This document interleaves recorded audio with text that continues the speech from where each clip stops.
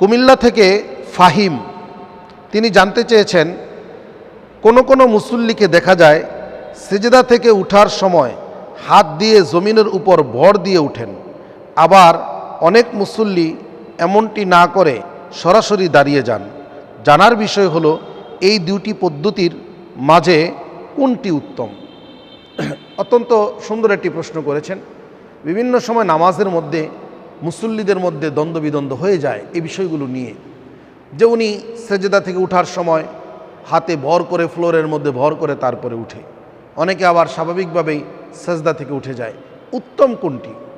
কোরআন সুন্নাহর আলোকে যদি আমরা দেখি তাহলে রাসূলুল্লাহ সাল্লাল্লাহু আলাইহি সাল্লামের সাহাবী হযরত আবু হুরায়রা রাদিয়াল্লাহু তাআলা আনহু থেকে বর্ণিত, তিনি বলেন, কানান নবী সাল্লাল্লাহু আলাইহি ওয়াসাল্লাম ইয়ানহাদু ফিস সালাতি আলা সুদুরি কদামাইহি।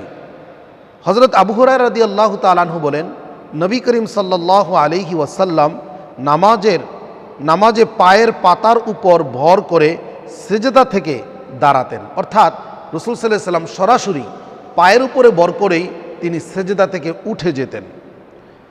হাদিসটি এসেছে তিরমিজি শরীফে 288 নম্বর হাদিস। তবে অসুস্থ বা বয়োজ্যেষ্ঠ কোনো ব্যক্তির ক্ষেত্রে ওজরবশত হাতের উপর ভর দিয়ে উঠা যাবে।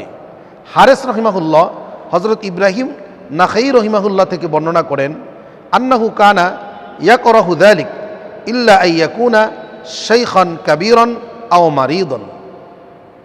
তিনি বলেন, বয়োজ্যেষ্ঠ বা অসুস্থ কোনো ব্যক্তি যদি হাতের উপরে ভর করে উঠে তবে তার জন্য সেটা দূষণীয় নয়, কিন্তু যিনি সুস্থ তার জন্য উত্তম হলো, মুস্তাহাব হলো সেজন্য পায়ের উপরে ভর করে অর্থাৎ সরাসরি সেজদা থেকে উঠে যায়।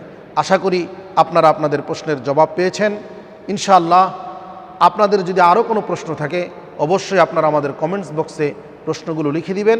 পরবর্তী ভিডিওর মাধ্যমে আপনাদের প্রশ্নের জবাব ইনশাআল্লাহ আমরা জানিয়ে দেব।